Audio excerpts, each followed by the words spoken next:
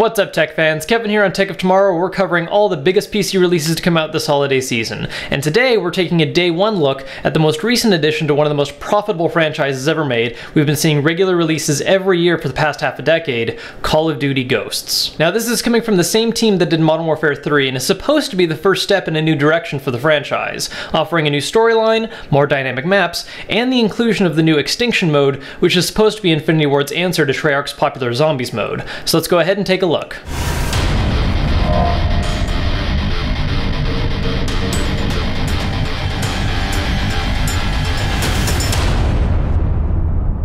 So first off, not all PC games experience what you would call a perfect launch, as bugs and different optimization issues can come up, and Ghosts is no exception to this. I myself had a ton of problems with screen stuttering at the start, as you can see here, which does not make for a fun or balanced multiplayer experience. And after looking it up online real quick, a common fix for now, before patching, for those of you that are also having this problem, is to go into the task manager and change Ghost's process priority to normal rather than high. So once you've done that and the gameplay actually looks smooth, let's go ahead and take a look at some of our first impressions of what we've played so far. To begin with, the campaign starts a new storyline with a heavier emphasis on the main characters being more along the lines of guerrilla fighters and being the last few survivors, rather than part of a well-organized large army. The whole thing has got a really heavy Red Dawn vibe going to it. Just replace communist-era Russia with an alternate history version of South America as the primary bad guy. The campaign also places a heavy emphasis on the dog being an important teammate, who you can direct to attack enemies during combat, or even assume direct control of during certain parts of the game. This dog, by the way, is some kind of insane mutant-predator hybrid.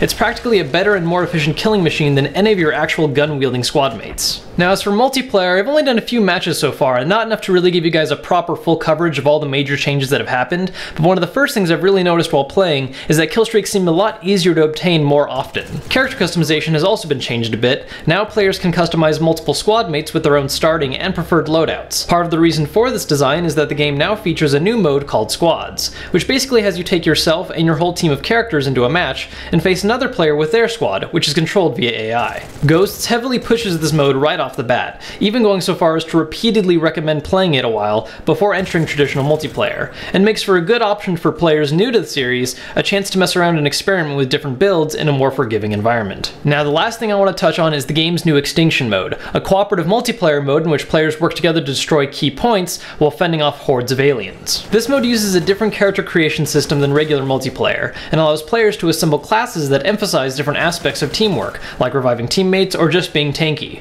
and also allows you to choose from a couple different purchasable perks and match, like summoning a minigun or spawning ammo. This is really reminiscent of the Zombies mode traditionally in Treyarch-made Call of Duty games, in which players start off with bare-bones supplies and use money they gain killing aliens to purchase new guns or use special abilities, and you can also level up mid-match to improve how some of your class abilities and perks work. Now what I've played so far has just been a little bit of each mode, enough to get a feel for each one, but not enough to bring you guys a proper full review just yet. So once I've sunk enough time into Extinction and multiplayer and have finished the campaign, I'll let you guys know my final thoughts and whether or not Ghosts has any significant changes to the current Call of Duty formula. Now if what you've seen is already enough to convince you to want to grab the game for yourself, check out the link in the description for pricing and availability. And while you're down there, make sure to smash that like button to let us know how you've been enjoying all this gaming content on Tech of Tomorrow. And if you're not a subscriber yet, make sure you become one, because we got a lot of great content on the way, including full reviews for a lot of the biggest holiday releases on PC.